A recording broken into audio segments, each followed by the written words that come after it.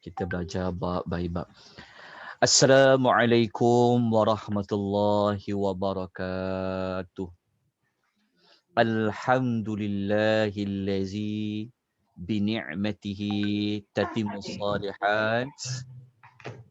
Wassalatu wassalamu ala Rasulillah wa ala alihi wa sahbihi wa man walah, amma ba'd. Segala puji bagi Allah. Kita bersyukur kepada Allah pada pagi ini sekali lagi kita dapat bersama-sama untuk kita meningkatkan pengetahuan kita berkenaan dengan permulaan kehidupan yang sebenar di hari akhirat yang dikenali dengan nama sebagai alam barzakh.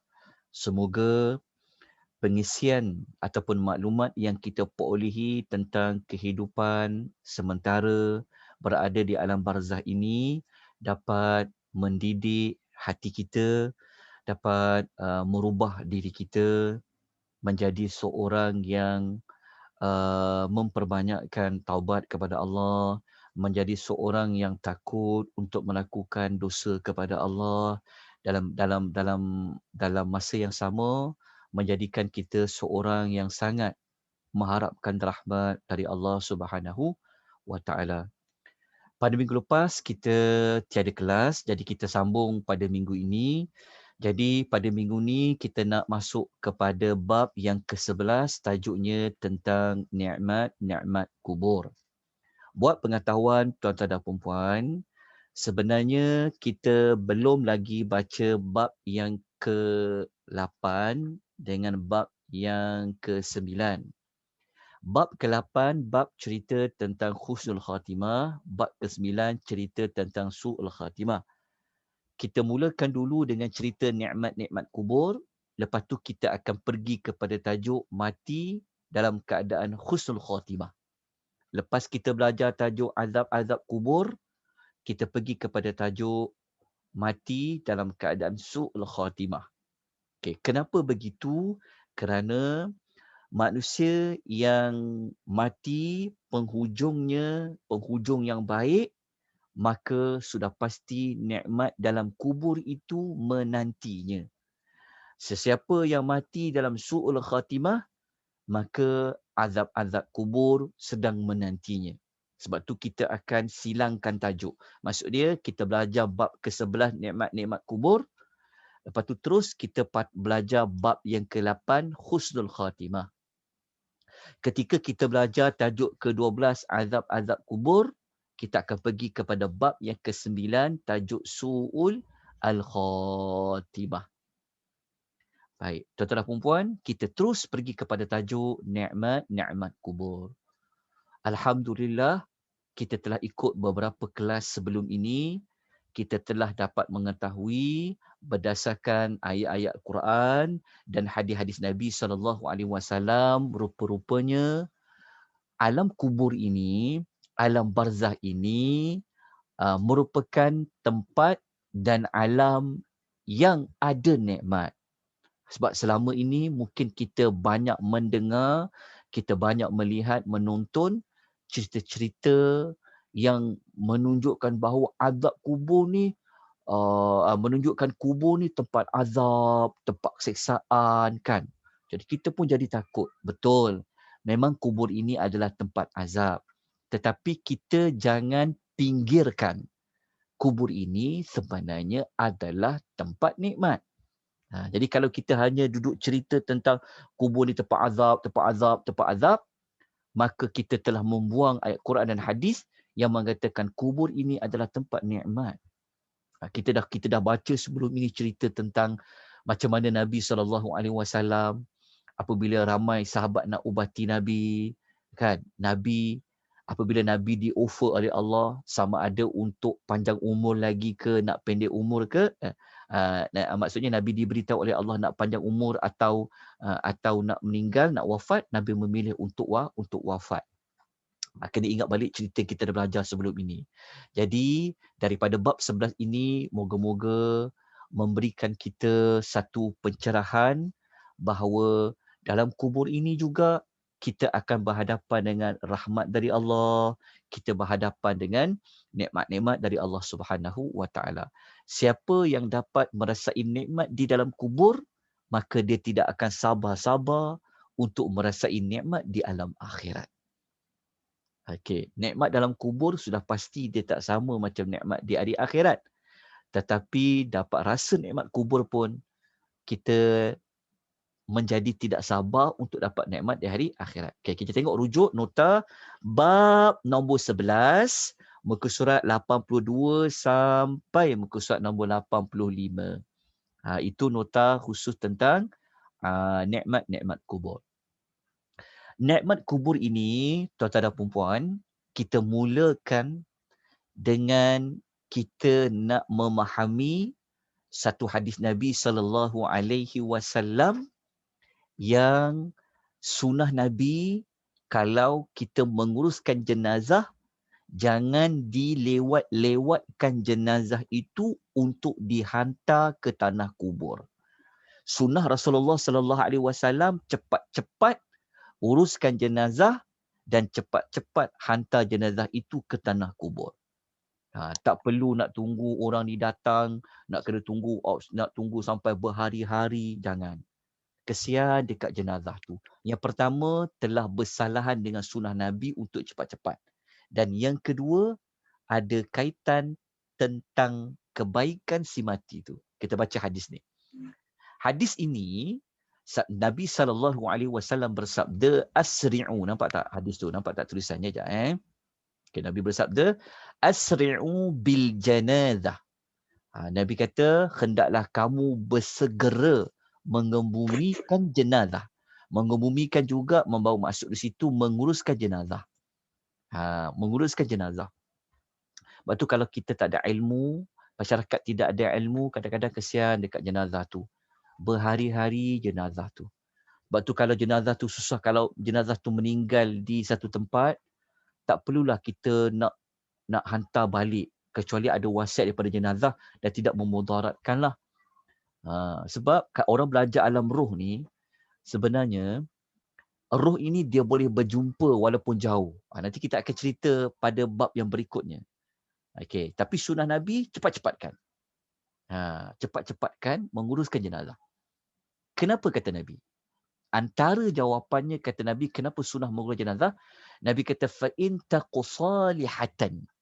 Nabi kata sekiranya jenazah itu seorang yang soleh, fa khairun, maka adalah suatu kebaikan, tuqaddimunaha ilaihi, maka adalah satu kebaikan yang kamu telah buat, yang telah kamu beri kepadanya. Maknanya, kalau jenazah itu jenazah yang soleh, kalau kita menguruskan jenazah dengan cepat, sebenarnya kita telah buat kebaikan dekat jenazah tu. Kenapa? Kerana jenazah tu dia akan dapat nikmat. Jadi kalau kita cepatkan, seolah-olah kita cepatkan dia supaya dia mendapat nikmat kubur. Apa nikmat tu? Jadi kita akan baca. Lepas tu kata Nabi SAW, sebaliknya kata Nabi, wa in taku siwa dzalika. Nabi kata jika jenazah itu sebaliknya, maknanya bukan jenazah yang soleh, kata Nabi, fasyarrun tad'unahu ar-riqabikum. Dan jika jenazah itu bukanlah yang soleh, maka tak eloklah juga kamu menanggung keburukan dia di atas bahu-bahu kamu. Hadis riwayat Al-Bukhari dan Muslim. Maksud dia, kebaikan menguruskan jenazah dengan cepat, kalau dia soleh, kita dah bagi kebaikan dekat dia untuk dia merasai nikmat kubur. Tapi kalau dia tidak soleh, buat apa kita nak tunggu lama-lama jenazah ini? Okey, kita baca dulu komentar ulasan para ulama hadis tentang jenazah yang tak soleh tadi. Kenapa kita tak elok kita simpan dia lama-lama? Kenapa? Okey, An-Nawawi rahimahullahu taala alaih, beliau mengulas hadis tentang jenazah yang buruk, buat apa untuk disimpan lama-lama? Dia kata, maksudnya jenazah yang buruk tadi, jenazah yang tidak soleh tadi, dia jauh dari rahmat Allah. Kalau dia jauh dari rahmat Allah, Tidak ada kebaikan apa pun kalau kita nak berdekatan dengan dia, nak berhampiran dengan dia. Dengan erti kata lain, hadis ini dapat bagi tahu kepada kita bahawa kita semua dianjurkan untuk tidak berteman dengan orang yang membuat kejahatan. Walaupun orang tu dah mati. Ini kata Al-Imam An-Nawawi rahimahullahu ta'ala alaih. Cuma isunya kita tak tahulah jenazah mana yang soleh, jenazah mana yang tak soleh. Kan? Janganlah pula kita menghukum pula mana-mana jenazah. Tapi secara umum memang jenazah tu dipercepatkan. Jangan dilambat-lambatkan dia. Kalau tak ada satu yang betul-betul menghalang, jangan dilambatkan untuk menguruskan jenazah itu. Untuk mengemumikan jenazah tu. Kalau kubur tu ada pihak yang boleh selesaikan buat malam, kita selesaikan waktu malam. Kalau tak boleh, ada banyak dari sudut undang-undang ke, dari sudut keperluan tertentu, tak apa kita simpan dia sehingga pagi esok dengan kadar segera kita lakukan. Kalau ada keperluan, tak apa. Maksud dia, kalau jenazah itu dia orang yang soleh, kita telah berbakti pada jenazah itu supaya dapat nikmat. Tapi kalau jenazah itu tak soleh, buat apa kita nak simpan berhampiran dengan kita. Tapi jangan kita menghukum mana-mana jenazah. Tapi secara umumnya begitu. Dicepatkan menguruskan jenazah. Sunnah Rasulullah sallallahu alaihi wasallam. Kita baca hadis kedua. Kita baca hadis kedua.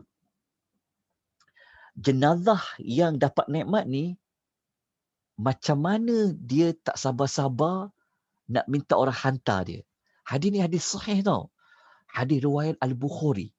Hadis ni Nabi SAW bersabda, "Iza wudi'atil janazah." Apabila jenazah itu diletakkan. Diletakkan di mana? Tentulah mana-mana jenazah kan kita letak dalam keranda kan. Sama ada keranda itu diusung secara berjalan ataupun keranda itu diletak di atas kenderaan, itu tidak diisu. Tapi kata Nabi, apabila jenazah itu diletakkan di mana? Diletakkan di dalam keranda. Fahtamalaha, maka dia diusung, dibawalah. Nak ke mana? Nak ke tanah kubur. Ala a'naqihim, di atas tengkuk-tengkuk mereka. Maksudnya, kita kalau kuburnya dekat, memang sunnah kita usung dia. Bertukar-tukar bawa, iring, bawa jenazah tu di atas bahu-bahu kita pegang dia. Tapi sayanglah zaman sekarang ni ramai orang tak nak ambil pelajaran daripada jenazah tu menyebabkan tak dapat hikmah. Kalau tempat tu dekat, mampu berjalanlah, bawalah jenazah tu, usung jenazah tu. Banyak kebaikan dia kepada orang yang hidup yang bawa jenazah tu. Kita boleh ambil hikmah lah. Bayangkan kalau kita lah yang diusung tu macam mana kan. Ada banyak hikmah dia. Okay, tak apa. Kita lanjutkan. Maka jenazah yang diletakkan di atas keranda yang sedang diusungkan tu, dia akan bercakap sebenarnya. Dia akan berkata-kata. Dia kata apa?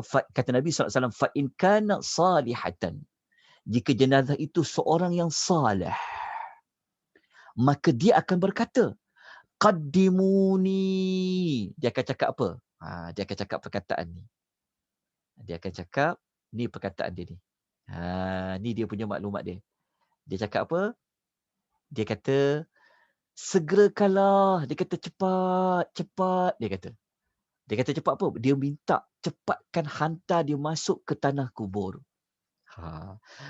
Lepas tu Nabi SAW mengatakan, Nabi kata, wa in kanat ghaira salihatin. Nabi kata, jika jenazah itu dia bukan seorang yang salih, maka dia akan berkata kepada orang yang nak bawa dia tadi tu. Kepada ahli keluarga yang nak hantar dia pergi tu, dia akan cakap. Dia kata, ya wailaha aina tazhabuna biha. Dia cakap macam ni. Ni dia cakap. Dia kata dalam hadis tu, dia kata apa? Dia kata habislah aku ni, habislah. Dia kata, ke mana korang nak bawa jenazah aku ni ke mana? Maknanya dia tak nak hantar jenazah dia pergi ke tanah kubur. Dua-dua jenazah ni dia akan bercakap. Dan Nabi kata apa? Nabi SAW mengatakan bahawa yasma'u sautaha kulla syai'in. Nabi kata suara dua-dua jenazah ini akan didengari oleh semua makhluk illal insan, melainkan manusia je tak dengar. Nabi kata kenapa? Nabi kata walau sami'al insanu lasa'iqa. Sekiranya manusia itu dia mendengar kedua-dua jenazah ini berkata-kata, nescaya mereka akan pingsan, kata Rasulullah sallallahu alaihi wasallam, hadis riwayat Al-Bukhari. Hadis ni kuat tuan-tuan, sahih hadis ni. Kita manusia kita tak dengar. Tapi berdasarkan hadis ini benarlah kata-kata Rasul, dia akan bercakap. Kalau kita amati betul-betul hadis ni, kenapa jenazah yang soleh tu dia minta kita cepat-cepat nak pergi ke tanah kubur? Sebab tu kalau kita belajar sunnah, kalau nak mengiring jenazah bawa ke tanah kubur, kita tak boleh perlahan-lahan. Tapi taklah sampai berlari, kita kena cepatkan berjalan. Cepatkan berjalan. Cepat. Supaya apa? Supaya memberi kebaikan kepada si mati itu. Berdasarkan hadis pertama dan kedua ni, menunjukkan kepada kita bahawa apa? Kenapa jenazah tu nak cepat-cepat hantar ke tanah kubur? Sebab dia tahu di kubur itu adanya nikmat yang Allah sediakan. Orang yang tak nak dicepatkan dibawa ke tanah kubur, dibawa ke tanah kubur, dia mengetahui bahawa di kubur itu adanya azab. Adanya azab. Nak tahu nikmat kubur itu apa? Kita kena buka muka surat yang berikutnya. Muka surat nombor 84. Semoga saya, tuan-tuan dan semua daripada kita termasuk jenazah yang pertama yang akan berkata suatu hari nanti kepada orang yang membawa jenazah kita ke tanah kubur supaya mereka mempercepatkan langkah untuk membawa kita ke tanah kubur. Tapi orang yang bawa tu dia tak dengar lah. Tapi moga-moga kita menjadi manusia yang sebegitu. Baik, mari kita lanjutkan perbincangan tentang apakah nikmat-nikmat kubur yang Allah sediakan. Okey. Kalau tengok dalam nota muka surat nombor 54, nikmat-nikmat yang dapat di alam barzah, di alam kubur ini banyak. Okey, yang pertama, yang ini, maklumat ni ada yang saya tidak bawa hadis secara lengkap sebab maklumat ini boleh ditemui pada bab ke-10 yang cerita tentang soalan munkar wa nakir. Sebenarnya kita dah baca, kita dah belajar bab nombor 6 dengan bab nombor 10 cerita tentang soalan munkar wa nakir.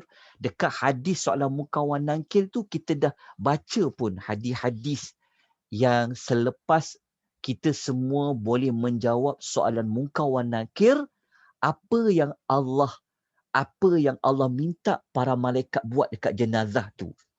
Itu kita dah sebut dah. Tapi kita tidak fokus cerita tentang bab nikmat. Tapi dia pasal nikmat. Tapi kita tak sebut dia pasal, kita tak ulas dia pasal nikmat. Yang kita fokus hanya pada soalan munkar wa nakir. Tapi dalam hadis itu disebutkan sekali tentang nikmat. Jadi kita ambil balik maklumat itu, kita letakkan di bab yang ke-11 ini. Tapi tuan-tuan tak jumpalah hadis yang menyokong kepada fakta-fakta yang kita sebut ni. Bukan hadis tu tak ada, tapi hadis tu sudah disebutkan pada bab yang ke-6 dan juga pada bab yang ke-10. Sebab itu sangat perlu mempunyai nota. Sebab dalam nota sudah ada setiap info, fakta disokong dengan ayat Quran dan hadis Nabi, termasuk tafsiran para ulama tafsir dan juga ulasan ulama hadis. Sebab apa? Sebab kita kalau belajar bab alam ghaib, kita tidak boleh memandai-mandai untuk memperkatakan sesuatu maklumat jika tidak ada dalilnya dari Al-Quran ataupun hadis. Tidak boleh. Kita boleh jatuh berdosa kalau kita memperkatakan sesuatu maklumat yang tidak diperkatakan oleh Allah, yang tidak diperkatakan oleh para rasul. Sebab itu penting kena ada nota. Baik, tuan-tuan dan puan-puan, nikmat kubur yang jenazah itu akan dapat, yang pertama, dia akan dapat hamparan pemaidani dari syurga. Ini kena tengok balik bab 6 dengan bab 10. Lepas dia boleh jawab soalan Munkar wa Nakir. Kemudian, Allah akan pakaikan dia dengan pakaian ahli syurga. Seronok kan orang berada di alam kubur kalau dia soleh.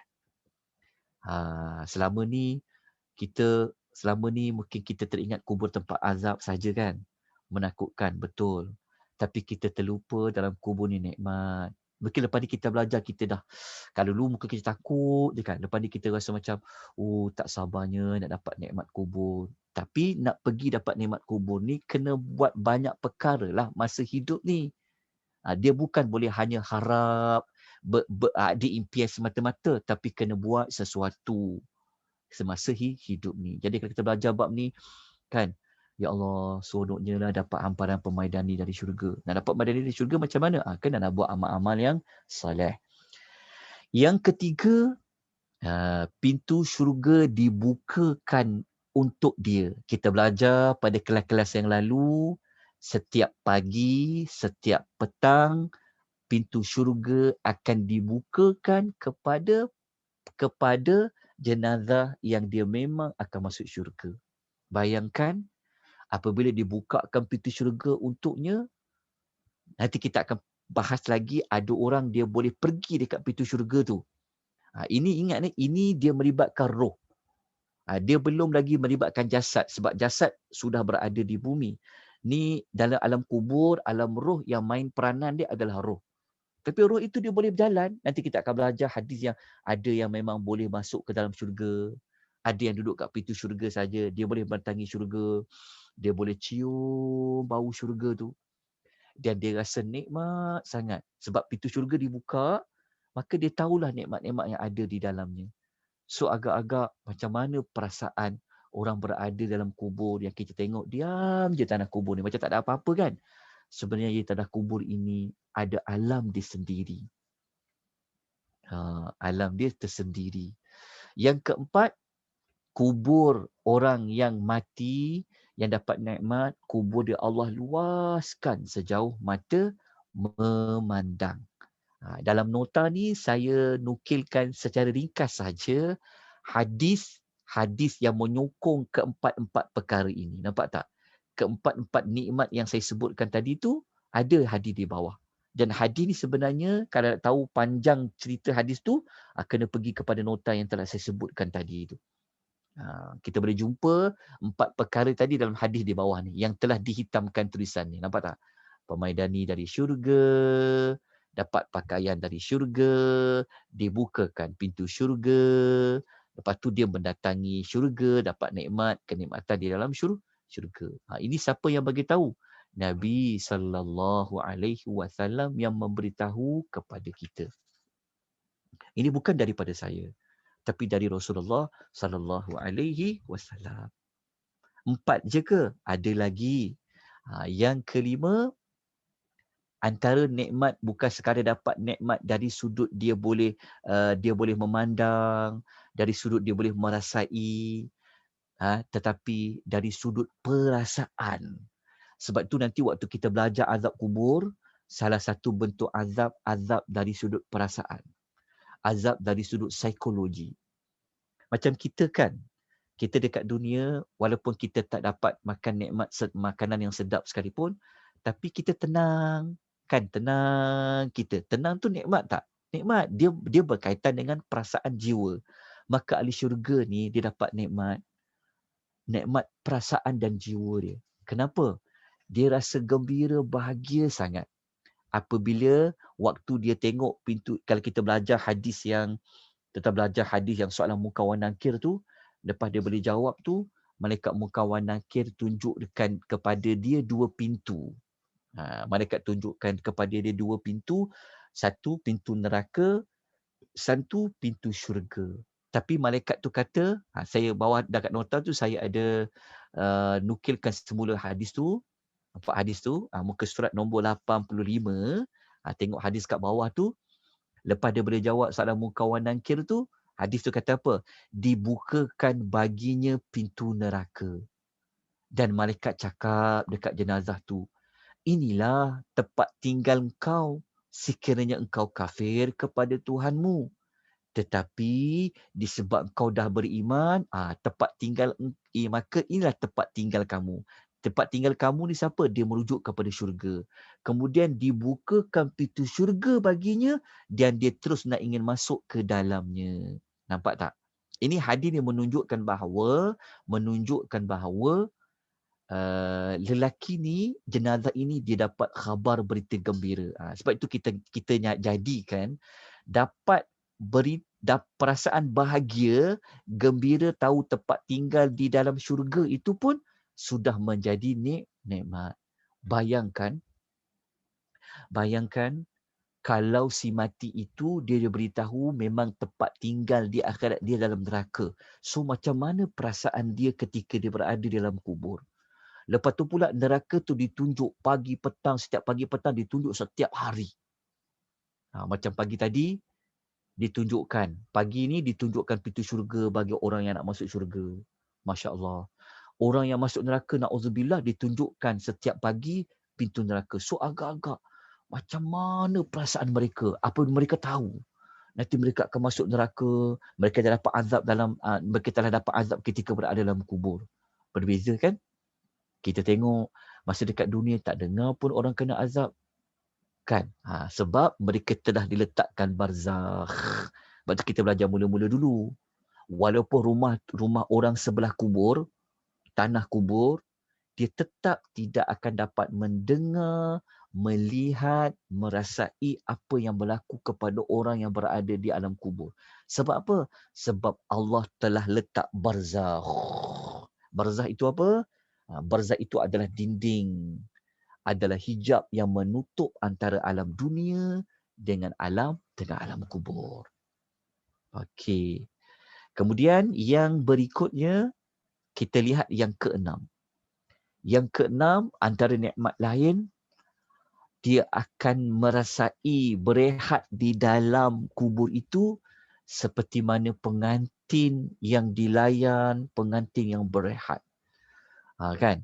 Kita sudah maklumkan masa jadi pengantin baru dulu, kan, bagi siapa-siapa yang pernah berumah tangga, itulah waktu yang sangat seronok. Rasa bahagia dilayani, kan. Sebahagia sangat. Macam itulah. Tapi kita tak kata macam tu maksudnya sama. Tapi kita nak analogikan, nak memahamkan malaikat sebut macam tu. Maksudnya kita berehat di dalam kubur itu seperti mana pengantin itu ia berehat. Dan yang ketujuh, kubur si mati itu Allah akan bagikan cahaya yang sangat terang. Sebab kita tahu kan alam kubur ini tanah di dalam itu gelap. Dia akan dapat cahaya yang terang. Fakta yang keenam dan ketujuh ini berdasarkan hadis ada dinukilkan pada nota muka surat nombor 85. Nota ni, hadis ni juga ada pada bab 6 dan bab yang ke-10. Tapi kita dalam nota ni saya nukilkan jugalah supaya kita tak tertinggal, supaya kita maklum tentang dalil yang menyokong setiap fakta ini. Kalau tuan-tuan perasan, dalam setiap pertemuan kita, tuan-tuan telah diajar tentang kalau belajar perkara-perkara gaib dalam Islam, kalau nak dapat satu ilmu, tidak boleh hanya pendapat semata-mata. Lepas ni tuan-tuan dah biasa, tuan-tuan belajar dalam kelas Zoom, mengikuti yang kita ikuti ni, tuan-tuan selalu akan belajar kalau dengar satu fakta, apa dalil dia. Dengar satu fakta, apa dalil dia. Itu contoh, kalau tuan-tuan tengok perkara 1, 2, 3, 4. Ada dalil tak? Ada. Tuan-tuan dengar dapat fakta yang kelima. Ada dalil tak? Ada dalilnya. Dengar 6, 7 ada dalil tak? Ada dalilnya. Sebenarnya secara tak langsung tuan-tuan telah dididik. Apabila belajar satu perkara agama, khususnya dalam perkara gaib, mesti kena ada dalilnya. Kena ada dalilnya. Kalau ada dalil, maknanya fakta itu boleh dipegang. Maka kalau kita tengok nombor 6, 7 tadi tu kan, lepas berlaku soalan Munkar wa Nakir, kan, Allah kata kepada malaikat, kuburnya diluaskan selebar 70 hasta. Ini kita kata kuburnya diluaskan. Ini kita telah sebutkan tadi kan. Kuburnya, kita masuk tak kubur tadi diluaskan? Oh, saya tak ni kita masuk yang keempat tadi. Okey, tak apa. Kita pergi yang ke-6, 7, 6 dengan 7. Ni nampak tak hadis kata disinari dengan cahaya yang terang. Allah akan bagi cahaya kuburnya. Lepas tu dikatakan kepadanya, tidurlah, berehatlah di dalam kubur ini. Tapi jenazah yang roh yang dia tahu dia dapat nikmat tadi, dia tak sabar. Kalau kita baca hadis lain, mereka tak sabar nak jadikan kiamat. Cepatlah jadi kiamat, aku tak sabar-sabar nak bagi tahu ni. Tak sabar-sabar nak jumpa ahli keluarga. Maka malaikat kata apa? Tidurlah kamu seperti mana tidurnya pengantin. Kenapa sebut macam tu? Nak menggambarkan kepada kita tentang betapa bahagianya orang yang berada di dalam kubur. Sebab dalam kubur bukan lagi nak buat amal susah payah macam sekarang. Sebab alam kubur adalah tempat untuk kita dihisap buat kali yang pertama. Hisap ni dia ada dua tempat. Satu hisap di dalam kubur, satu hisap di hari akhirat. Cuma hisap dalam kubur ni bukanlah seperti hisap di hari akhirat ada soal jawab. Tapi hisap dari sudut makna Allah memberi balasan di atas kebaikan, pahala yang kita lakukan di muka bumi dengan kita mendapat nikmat. Agak-agak kalau dalam kubur pun dah dapat nikmat, macam mana nikmat yang sebenar-benarnya apabila kita berada di hari akhirat.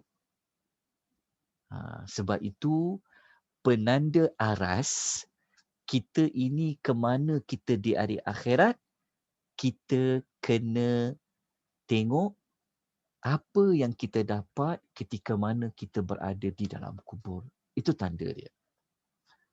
Sebab itu, masih ingat lagi mula-mula dulu, kita baca tajuk pengenalan dulu, kenapa kita kena selalu ingat pasal kubur ni, pasal mati? Kerana orang yang selalu ingat mati, orang yang buat persediaan untuk mati, itulah orang yang cerdik, kata Rasulullah sallallahu alaihi wasallam. Sebab apa? Sebab dia buat persediaan untuk dia hidup di alam yang kekal, kehidupan yang sebenar. Baik, habislah hadis-hadis yang menceritakan tentang nikmat-nikmat kubur. Kalau tengok macam kalau kita jumpa hadis ni sebut 7. Setakat dapatan memang hadis ni disebut 7. Tapi kalau tuan-tuan nak ambil maklumat lain, tuan-tuan boleh ambil balik hadis, masih ingat lagi tak? Yang kita belajar pada 2 minggu lepas, ada seseorang yang sama macam orang yang mati, dia akan jadi peneman. Itu pun nikmat kubur juga. Nikmat kubur dari sudut dapat peneman. Peneman itu adalah amal. Kalau jumpa nanti ada orang datang, wajahnya berseri-seri, wangi, pakaian cantik, itulah amal soleh kita yang akan teman kita di alam kubur. Itu pun nikmat juga. Dan nikmat kubur ini juga sebenar-benarnya ia sudah bermula daripada waktu kita nak mati lagi. Kena rujuk balik nota yang kita ada cerita tentang waktu kita nak mati tu, macam mana malaikat rahmat datang, macam mana malaikat azab datang, macam mana malaikat maut berkata-kata kepada kita. Ini pun telah kita belajar pada minggu-minggu yang sebelum ini. Jadi habislah tajuk tentang nikmat kubur bab yang ke-11. Jadi untuk dapat nikmat kubur ini, kita terus pergi kepada tajuk bab yang ke-8, husnul khatimah. Jadi saya minta tuan-tuan dan puan-puan Buka muka surat nombor 59. Tengok muka surat nombor 59. Siapa yang tak ada nota, nanti boleh minta pada saya nota ya. Dalam Telegram pun ada nota itu disediakan. Okay, nanti insya-Allah saya berikan nota ni bagi siapa yang belum ada. Okay, kita pergi bab yang ke-8. Apa perkaitan bab 8 dengan bab 11 tadi? Perkaitannya adalah orang yang bakal mendapat nikmat-nikmat kubur sudah tentulah orang yang masa hujung hidup dia mati penamat hidupnya penamat yang baik. Penamat yang baik dalam bahasa Arab penamat dia panggil khotimah. Macam kita kata khatam kan? Khatam. Tapi kalau baik, husnu. Hasan, husnul khatimah maksudnya kebaikan ataupun kesudahan yang baik. Okay. Kita masuk bab nombor 8. Terus muka surat yang ke-60. Nak tahu kehidupan yang baik, kehidupan yang tidak baik, kita baca dulu hadis dari Nabi sallallahu alaihi wasallam. Okey.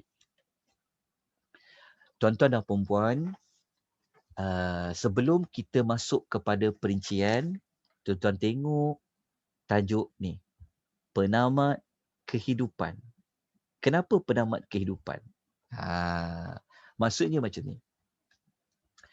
Tuan-tuan dan puan-puan ya, dalam hidup kita ni, benda yang paling utama yang akan mengukur kita ini baik ke tak baik, nak mengukur kita ini dapat nikmat tak nikmat, Allah akan mengambil kira yang di hujung. Itu dipanggil penamat. Sebab tu kita semua tidak boleh menghukum mana-mana manusia dengan confirm lah. Maksud kita tak boleh untuk menghukum manusia ni pasti masuk syurga pun tak boleh. Kita juga tidak boleh memberi hukuman orang ini pasti masuk neraka pun tak boleh. Kita hanya boleh menghukum orang pergi neraka kalau tengok dia mati tu dalam keadaan mati yang bagaimana. Yang itu kita boleh hukum. Contoh orang kafir sudah pasti. Dia mati dalam keadaan mati kafir.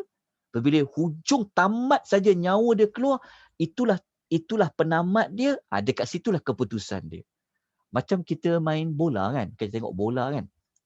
Menjeritlah macam mana sekalipun. Gol lah banyak mana sekalipun kan. Menjerit kan. Sebenarnya yang sangat penting, selagi mana whistle belum lagi tiup penamat, kan contohnya kan, bola kan ada 90 minit. Saya sebut ni bukan saya suka tengok bola, kadang-kadang ni tapi tak gemar juga. Tapi saya nak bagi contoh.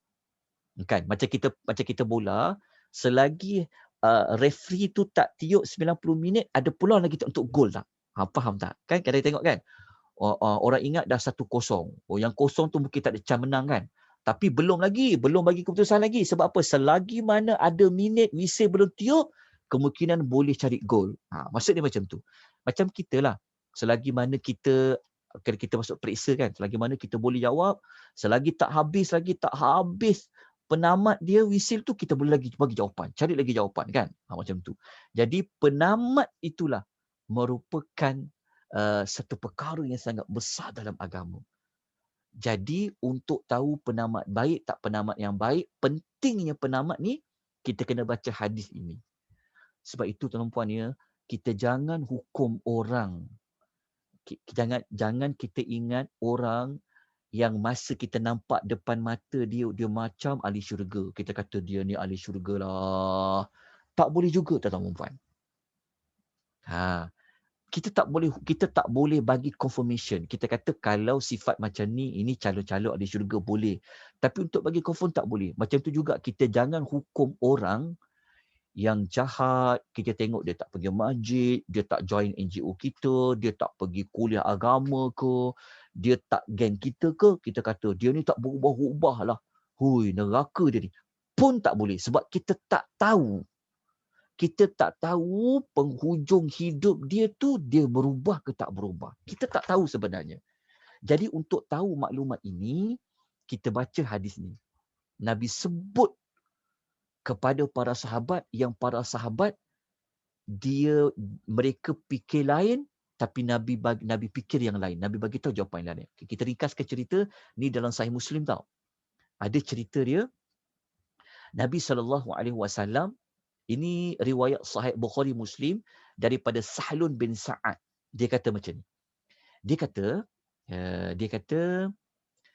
kata suatu hari Nabi SAW ni dalam peperangan lah, dalam salah satu misi peperangan. Okey. Masa dalam perang tu ada seorang lelaki, ni orang Islam, dia tentera orang Islam. Dia ni berani sangat. Kalau dia jumpa musuh dia akan bunuh musuh tu. Maksud dia, lelaki ni dia jadi hebat dari sudut pandangan mata manusia sebab dia banyak membunuh musuh. Kita baca hadis tu. Dia kata dia tak akan membiarkan siapa-siapa pun melainkan dia kejar musuh tu, dia akan tetap dengan pedang dia. Kan? Lepas tu orang ramai pun kata, oh, bagus dia kan. Berani dia kan. Dia ni lebih mulia pada kita sebab dia banyak dia banyak membunuh musuh. Tetapi apa yang mereka cakap ni kan, Rasulullah SAW dengar. Rasulullah kata apa? Tengok Rasulullah kata apa? Saya gariskan. Terkejut para sahabat. Nabi kata apa? Nabi katakan dia adalah penghuni neraka. Faham baik-baik. Tengok ya. Sahabat tengok secara zahir, dia pergi bunuh orang ni, pergi bunuh musuh ni kan. Sahabat pun tak seberani, sahabat pun tak sebanyak dia dapat bunuh musuh tadi.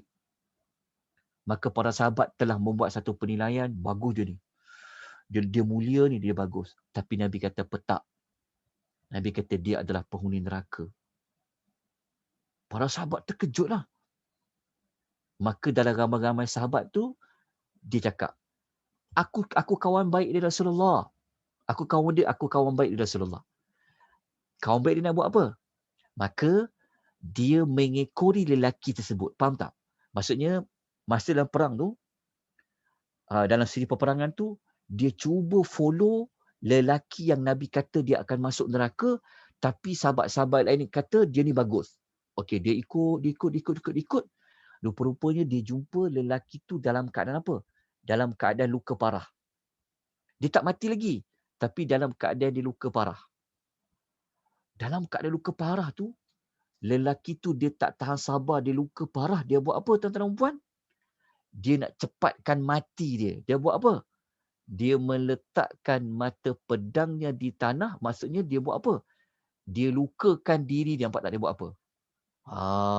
Dia macam luka parah kan, seksanya luka parah ni. Dia buat apa? Dia ambil pedang dia tadi tu, dia cacakkan dekat tanah.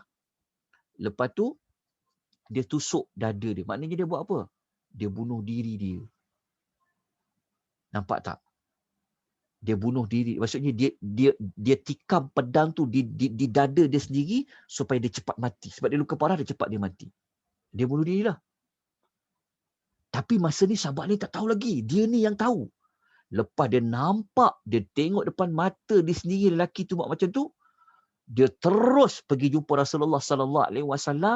Dia cakap, baru dia memang dia yakin betul-betul lah. Memang Rasulullah cakap betul. Dia cakap apa? Aku bersaksi bahawa engkau adalah utusan Allah. Faham tak maksud dia? Lepas tu Nabi SAW pun bersabda. Maknanya, nampak tak? Nabi kata dia ahli neraka. Sahabat lain kata dia orang yang mulia. Pada pandangan zahir, sebelum lelaki ni mati, memang dia orang baik. Dia bunuh banyak musuh. Tapi, selagi dia belum mati, tidak boleh ada penilaian apa-apa. Tengok masa dia mati. Maksudnya penghujung dia mati tu dia buat apa? Apa berlaku kepada dia? Maka lelaki ini, dia telah membunuh diri dia. Maknanya dia mati dalam baik ke dalam keburukan, dia membunuh diri mati dalam keburukan. Nampak tak? Nampak tak maksud dia? Perhukuman sesuatu itu di hujung. Sebab tu selalu orang minta, ya Allah, matikanlah aku dalam husnul khatimah. Jangan matikan kami dalam su'ul khatimah. Bahaya tuan-tuan. Dan kita tengok hadis ni, tolong ingat sampai bila-bila. Jadi panduan kepada kita. Hadis ni menjadi panduan kepada kita, kita jangan just siapa-siapa. Jangan. Kita yang beramal, jangan kita just orang yang tak beramal. Jangan. Jangan kita memandang rendah orang lain. Dan kita jangan terlalu optimis. Kita bimbang, Allah Ta'ala uji di hujung hidup kita, kita mati dalam keadaan dapat kemurkaan Allah, dan kita tidak tahu orang yang kita tengok depan mata kita jahat, dia zalim, dia tak banyak buat kebajikan, entah-entah Allah matikan dia, di hujungnya dia bertaubat. Kita tidak tahu. Sebab itu Nabi kata di hujungnya, ni saya nak gariskan hadis ni. Saya gariskan dia dengan warna pink. Tengok Nabi kata apa. Sesungguhnya seseorang lelaki beramal dengan amal ahli syurga. Manusia pandang dia macam, dia ni syurga ni baiknya dia. Sedangkan dia sebenarnya daripada ahli neraka. Sesungguhnya neraka manusia pandang, ada manusia pandang dia ni ahli neraka dia ni. Dia ni kalau mati masuk neraka ni. Tapi sebenarnya kata Nabi, dia adalah ahli syurga. Maksud dia apa tuan-tuan? Hadis ni kita dapat belajar apa?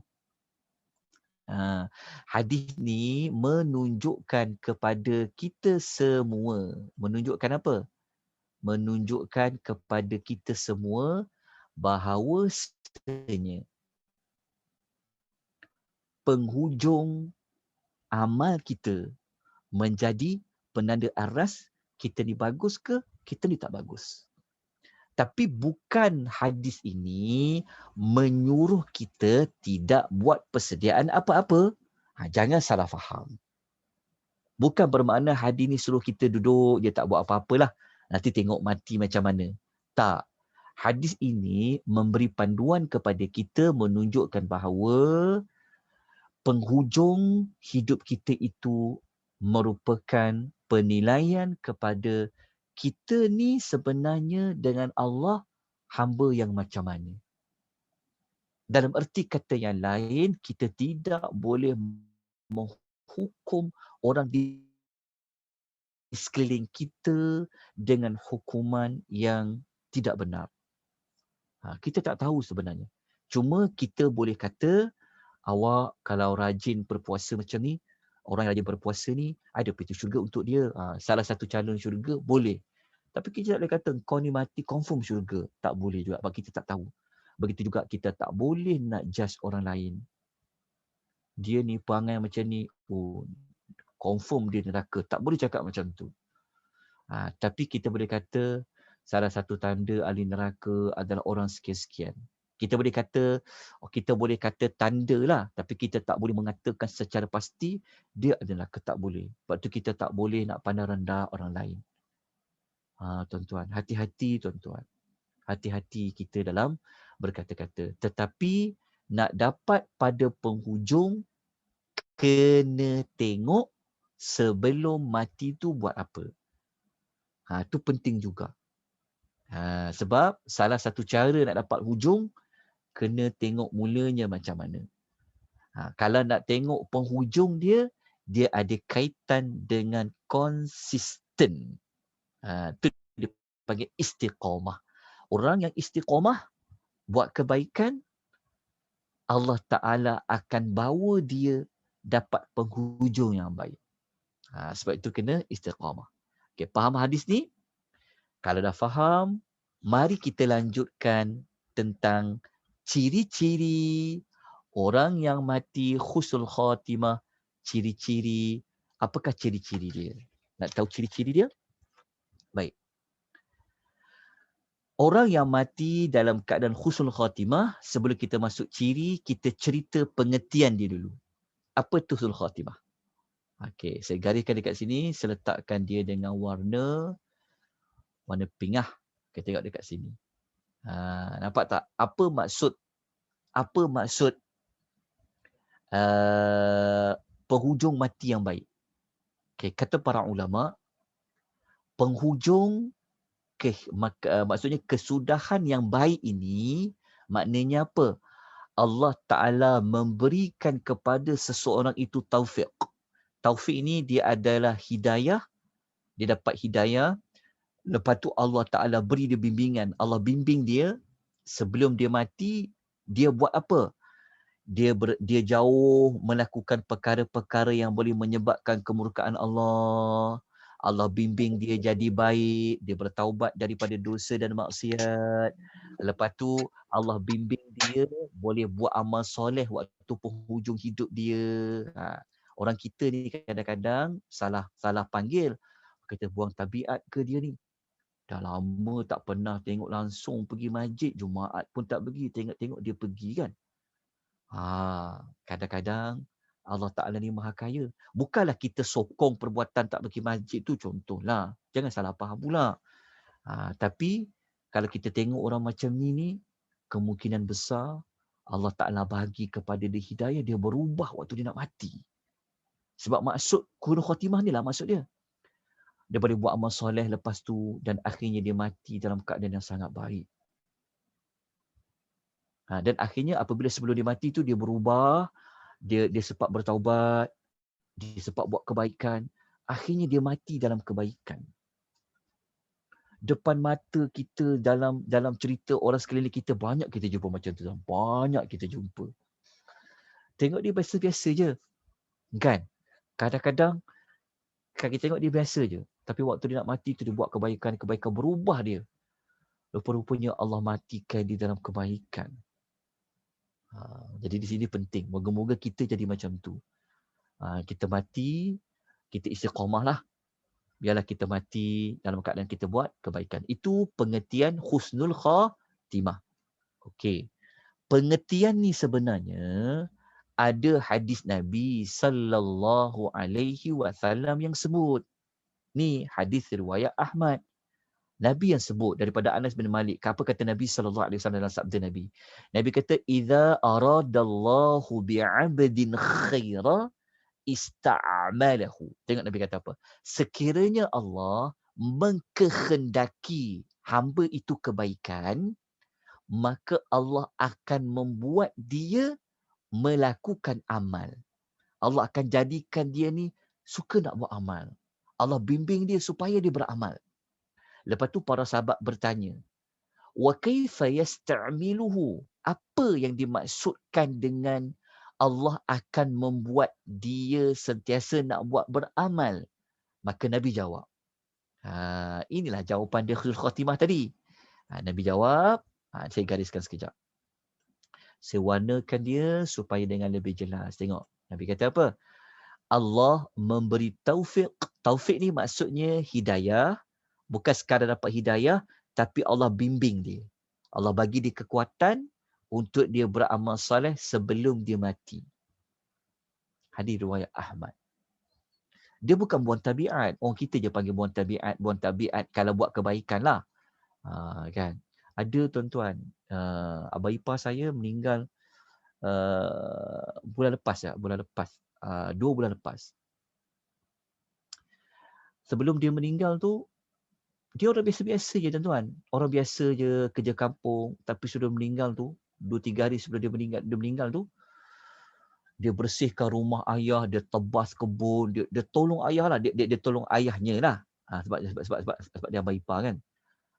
Dia jadi orang yang dia memang macam tu pun sebenarnya, tapi dia dah agak lama tak balik sebab dia duduk di rumah lain jauh.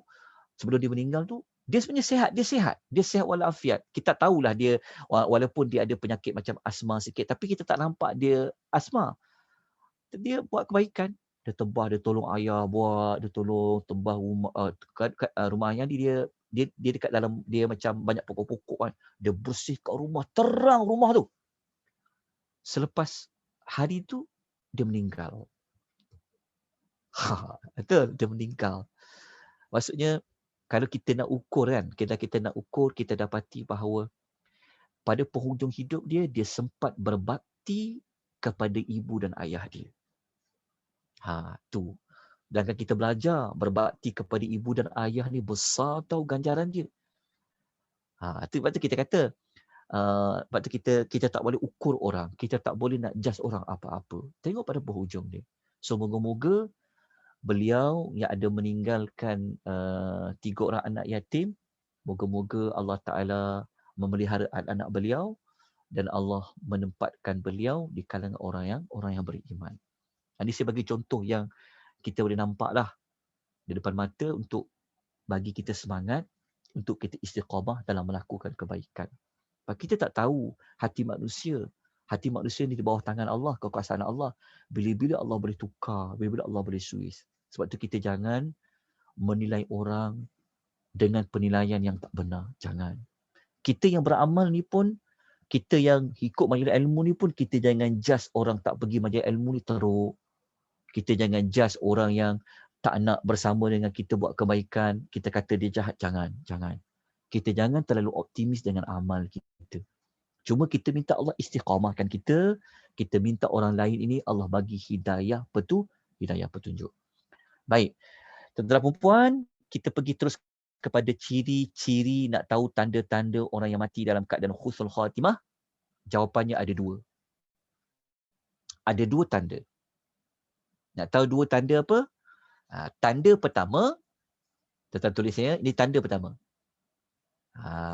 Tanda pertama, orang yang mati husnul khatimah tu, tanda pertama adalah si mati itu sendiri ia akan tahu.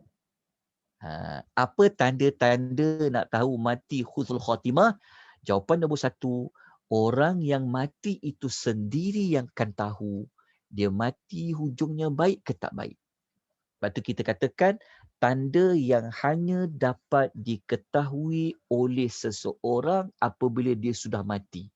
Maknanya kita yang nak mati ni, kitalah yang akan tahu kita mati baik ke tak baik. Dan yang kedua, yang akan tahu adalah orang yang hidup. Orang yang menguruskan jenazah tu, dia akan tahu. Ataupun orang yang hidup, dia tahu orang tu mati. Tanda dia apa? Nanti kita sebut tanda-tanda dia. Tapi kita sebut tanda umum, macam mana kita nak tahu mati hujung baik tak baik, dia ada 2. Pertama, kita yang nak mati tu sendiri yang akan tahu. Orang yang menguruskan jenazah kita yang hidup itu sendiri pun, dia pun akan tahu. Kita mati baik ke mati tak baik. Tanda yang pertama ni, tanda ini telah diulas pada kelas-kelas yang lalu.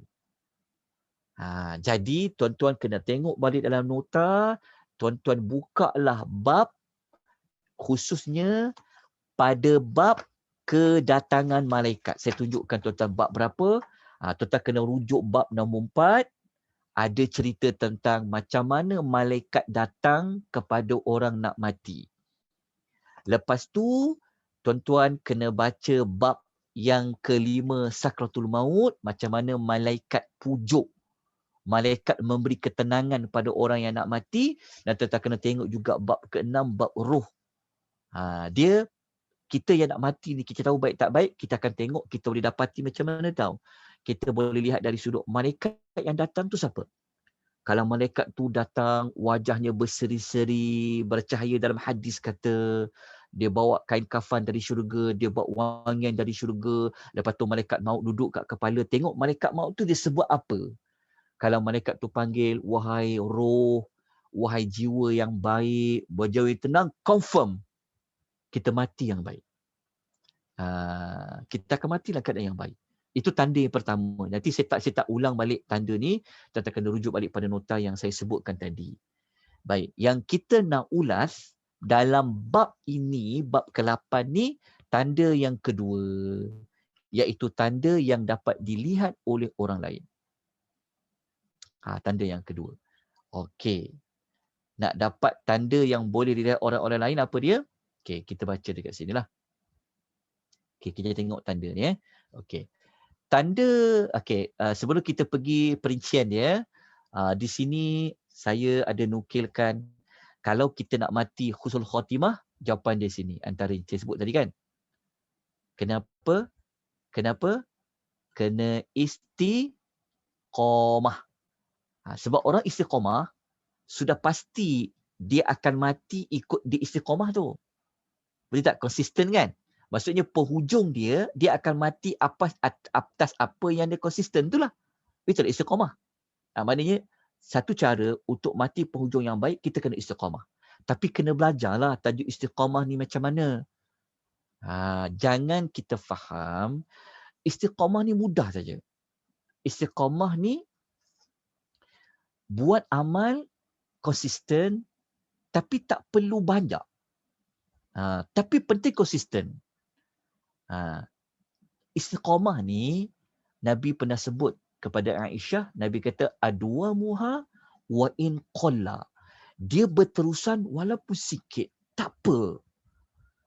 Walaupun kita boleh menyumbang RM10, RM10 setiap bulan, tak apa. Tapi istiqamah RM10 tak apa. Itu lebih baik daripada beri RM1,000, lepas tu tak buat dah. Sebab kalau kita bercontohkan, orang yang ada RM10 dengan nilai, contohlah kita ambil nilai RM1,000 lah, RM1,000. Kalau kita bahagikan RM10, berapa kali kita boleh bayar? Kita mungkin boleh bayar berapa kali? 100 kali 100 100 kali kan. Jadi kalau orang bayar RM1,000, dia bayar kali pertama. Kalau dia tak mati lagi kan dia panjang lagi umur. Tapi orang yang bayar RM10 tadi, dia bayar 10 kali yang ke 100 dia bayar 10 tu dia meninggal. Tapi kalau orang yang bagi 1,000 sedebuk, pada yang ke 100 tu dia tak buat apa-apa amal. Contohlah, bukan bermakna kita nak kempen bayar sikit. Tak, bukan maksudnya macam tu. Bukan juga kita kata jangan bagi banyak. Tak, sebab kita pun tak tahu. Kita entah waktu kita bagi 1,000 tu kita meninggal. Kita tak tahu juga kan. Maksud saya adalah definisi istiqamah yang Islam nak bukan pada banyak, tetapi pada berterusan tu, walaupun dia sedikit. Sebab tu Nabi kata berterusan walaupun sedikit. Itu lebih baik daripada banyak tapi tak berterusan. Kita banyak buat rakaat sembahyang malam sampai ada orang buat sampai berbelas-belas rakaat. Tapi bulan tu je, lepas tu habis. Tak ada apa-apa dah buat. Sayanglah. Biarlah dia buat 3 rakaat tapi konsisten walaupun sedikit. Tiap-tiap malam buat. Akhirnya jika Allah matikan dia dalam mati orang yang selalu mengerjakan salat malam. Itulah istiqamah yang kita kehendaki. Jadi istiqamah, selain daripada kita buat, kita kena minta Allah Ta'ala tolong. Tambah lagi hati kita. Kita kena doalah pada Allah banyak. Ya mukallibal qulub, sabbit qalbi ala dinik. Ya Allah, engkau istiqamah, engkau tetapkanlah hati aku. Janganlah bolak-balikkan hati. Itu nak dapat istiqamah. Okay, kita tengok contoh. Contoh orang yang mati dalam keadaan istiqamah. Sa'id bin Al-Musayyib, rahimahullah, dia seorang tabi'in. Dia kata segala puji bagi Allah. Dia kata, setiap kali azan dilaungkan, sudah tentu aku berada di Masjid An-Nabawi untuk aku tunggu solat berjamaah. Dan ini aku lakukan selama 40 tahun. Ini ucapan dia ni adalah ucapan yang orang tahu ketika mana dia nak menjelang kematian dia. Dia macam dia berharap sangat pada Allah. Dia berharap sangat dengan Allah dengan amal yang dia buat ni. Tengok istiqamah dia 40 tahun tuan-tuan. Kita orang dah dekat nak bagi salam, dah nak habis rakaat jemaah baru nak sampai masjid. Tapi dia ni belum start solat jemaah lagi. Azan saja dia sudah ada kat masjid tu. Ni dia buat sebanyak 40 tahun dilakukan. Al-A'mash, Sulaiman bin Mahran, dia seorang ulama hadis terkenal nama Al-A'mash ni. Ketika mana anak dia sedih, tengok bapak dia nak wafat, bapak dia nak meninggal, dia tenangkan anak dia. Dia tenangkan anaknya, dia kata, nak, Janganlah kau menangis ya, janganlah kau bersedih. Kalau ayah nak pergi meninggal dunia, dia ceritalah, demi Allah, dia kata, aku tak pernah tertinggal takbiratul ihram bersama imam dalam salat berjamaah selama 60 tahun dia buat. Maksudnya dia tak pernah terlepas takbir yang pertama lah. 60 tahun dia buat. Maknanya kita nak tengok di situ orang yang konsisten dalam buat amal soleh. Abu Muhammad Abdul Haq rahimahullah dia mengatakan, ni para ulama juga mengatakan, dia kata, ketahuilah kita semua, dia kata, sesungguhnya kesudahan mati yang buruk takkan terjadi kepada orang yang sentiasa istiqamah zahir dan batinnya. Dia kata, Alhamdulillah, setakat ni dia kata, kita dengar dan ketahui macam itulah. Maksudnya, kalau kita nak mati penghujung yang baik, kita kena istiqamah. Istiqamah ni berterusan walaupun dia sedikit. Tapi berterusan kita buat. Walaupun dia sikit. Biar dia berterusan. Jelas ya, tuan-tuan puan, ini di antara jawapan macam mana kita nak dapat penghujung mati yang baik. Adalah istiqamah. Istiqamah yang paling utama sekali mesti istiqamah dari sudut tauhid lah. Tauhid, ketauhidan, syirik, maknanya kita kena ada dalam diri kita tauhid Allah sampai bila-bila, Allah itulah Tuhan yang esa. Lepas tu dengan amal-amal kebaikan. Terus kita buat. Walaupun dia sedikit. Kalau kita jenis menyumbang sesuatu pada orang lain, teruskan kita buat. Kalau kita jenis orang yang beri sumbangan dari sudut tenaga, teruskan kita tolong. Kalau kita jenis orang yang menyampaikan ilmu pada orang, kita teruskan menyampaikan. Teruskan. Walaupun tak lama, tak perlu banyak, tapi berterusan. Contohnya, kita ni orang yang nak menginfakkan ilmu, pengetahuan. Contoh kita nak mengajar orang kan. Kita buatlah seminggu sekali pun cukup. Contoh kan. Tapi dia sentiasa buat. Setiap minggu buat jalan terus sampailah bila-bila. Moga-moga Allah Ta'ala berikan kita mati penghujung yang baik. Kita masuk kepada tanda-tanda seperti mana yang disebut dalam hadis Nabi sallallahu alaihi wasallam. Baru kita masuk pada tanda-tanda dia. Tanda-tanda ni berdasarkan hadis Nabi sallallahu alaihi wasallam. Baik, kita dah 11.40 pagi. Alhamdulillah, rahmat dari Allah. Allah bagi kita kekuatan, Allah bagi kita ruang kan. Syukur satu nikmatnya sebab bila masa cuti kadang ada komitmen keluarga, komitmen anak-anak, komitmen cucu. Ada orang masih ada mak ayah, banyak benda kita kena buat. Tak apa. Kita teruskan isi waktu kita dengan buat kebaikan. Baik. Kita masuk tanda yang pertama, tapi saya akan berhenti pada tanda yang pertama lah.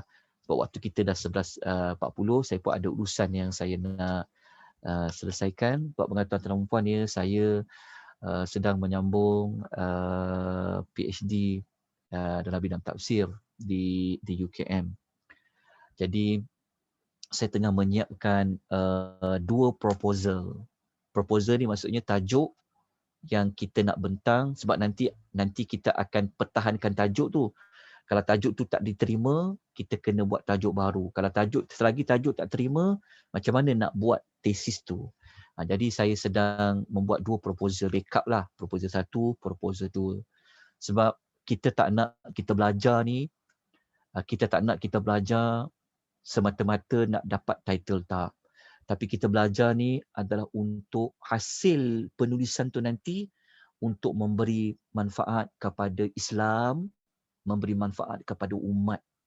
Sebab itu tajuk tu nak buat bukan tajuk yang senang-senang. Nak buat tajuk yang supaya nanti boleh menaikkan agama Allah, boleh mempertahankan agama Allah.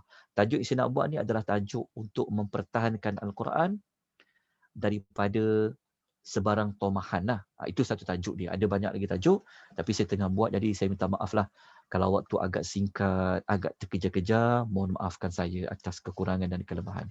Baik, kita masuk yang pertama. Yang pertama, kita nak masuk kepada tajuk dia apa? Ciri pertama adalah dapat mengucapkan kalimah syahadah.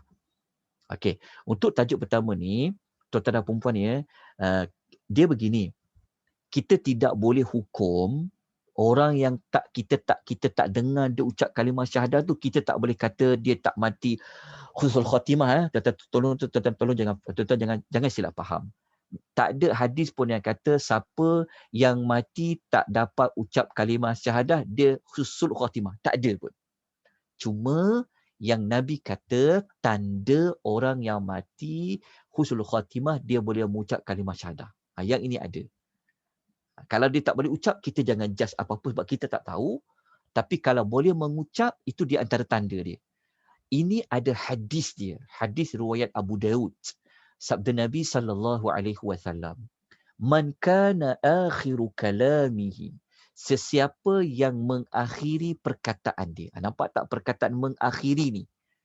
Mengakhiri ni, sebab itu kita dituntut untuk ingatkan orang yang nak mati tu supaya hujung perkataan dia mestilah kalimah syahadah.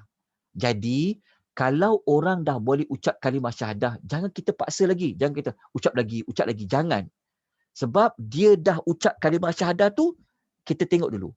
Kalau dia ada ucap perkataan lain, baru kita ajar semula. Sebab Nabi kata, siapa yang mengakhiri ucapan dia.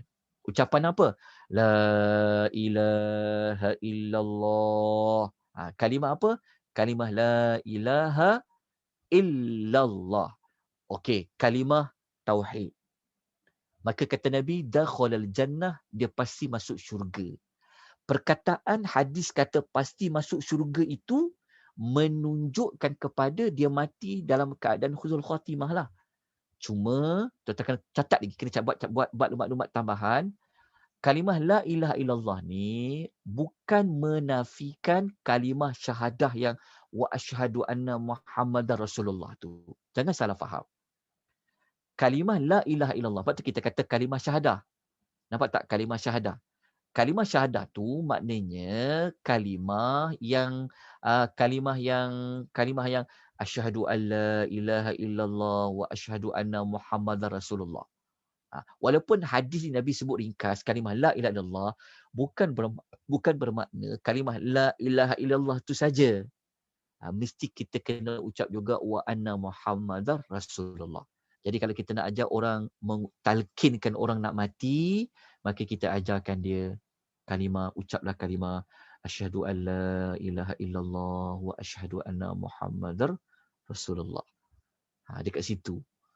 Lepas tu kita kata kalimah syahadah. Walaupun hadis disebut pendek, la ilallah, bukan bermakna tidak ada kalimah wa asyhadu anna Muhammadar Rasulullah. Okey, ini di antara tanda dia. Hadis riwayat Abu Daud. Dan kalau tuan-tuan nak tahu, ada satu cerita menarik tentang seorang guru. Kita tutup dengan kisah seorang ulama hadis, namanya siapa tahu? Namanya Abu Zur'ah. Abu Zur'ah ni, dia ulama hadis. Sudah tentu dia tahulah hadis pasal man kana akhiru kalamihi la ilallah kan. Tentu ulama hadis dia dah hafal hadis yang ucap kalimah la ilallah tu.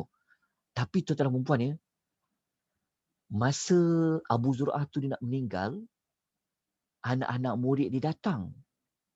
Dan anak-anak murid dia tahu tentang hadis. Tengok, kalau kita baca hadis muka surat nombor 63 tu kan. Hadis tu memang Nabi ajar. Nabi kata apa? Laqinu mautakum la ilaha illallah.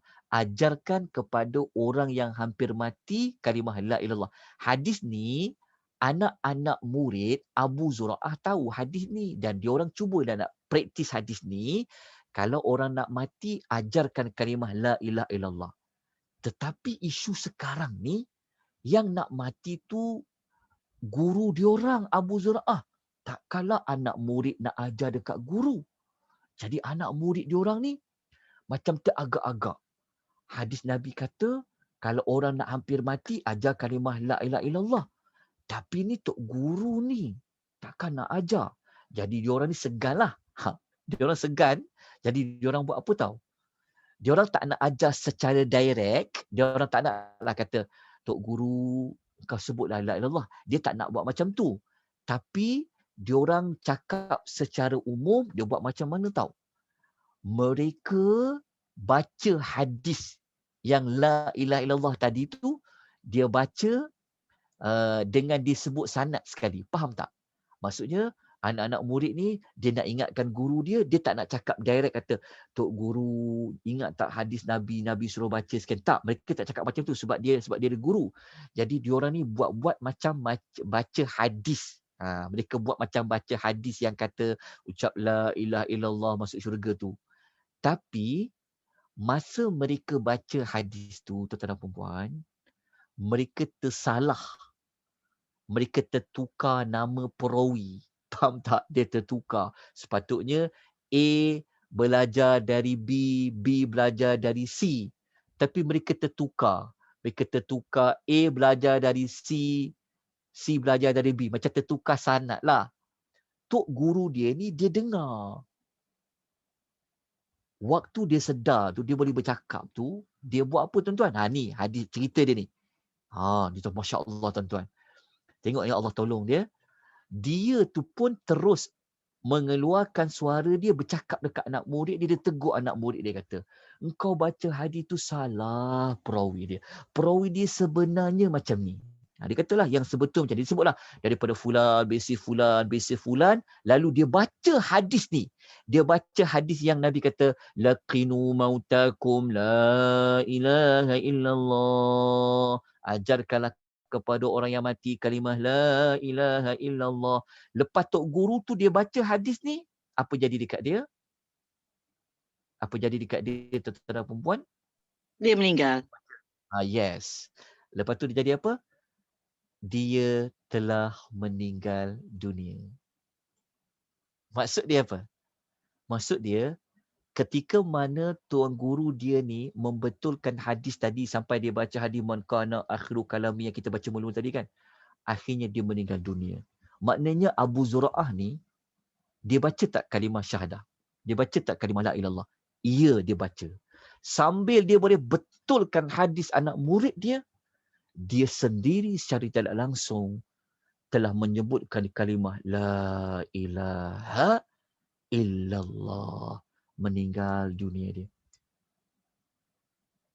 Siapa yang tolong dia? Siapa yang ingatkan kepada tuan guru dia? Betul kita baca surah Ibrahim kan, ayat 27. Allah Ta'ala ni, dia akan tolong hamba-hamba dia untuk dapat mengucapkan kalimah la ilaha illallah ketika mana di dunia dan ketika mana di hari akhirat. Ini ayat nombor Ibrahim surah ayat 27.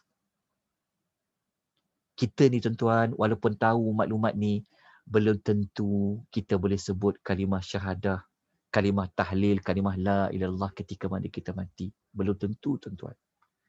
Tapi kita berharap kepada Allah untuk bantu kita supaya kita mati nanti dapatlah lidah kita, dapatlah menggerakkan lidah kita. Walaupun orang mungkin tak dengar, tapi sekurangnya kita boleh menggerakkan lidah kita dengan kita mengucapkan la ilaha illallah. Mungkin kalau kita tak dapat menggerakkan lidah pun, kita boleh membayangkan tentang kalimah la ilaha illallah, kalimah syahadah tadi. Biarlah hujung hidup kita, kita bersaksi bahawa tiada Tuhan yang layak untuk disembah melainkan Allah, dan bahawasanya Nabi Muhammad itu adalah pesuruh hamba dan pesuruh Allah Subhanahu wa ta'ala. Habislah hadis yang pertama.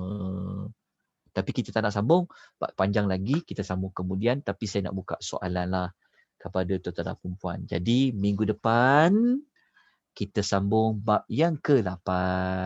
Ciri-ciri husnul khatimah. InsyaAllah pada minggu depan ya.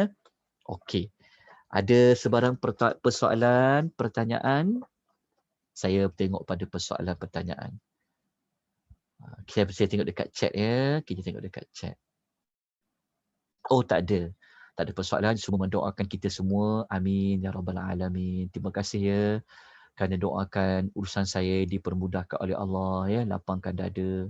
Sebab ini adalah amanah ya. Amanah saya kepada Allah. Amanah saya untuk saya menegakkan. Saya tidak ada niat lain.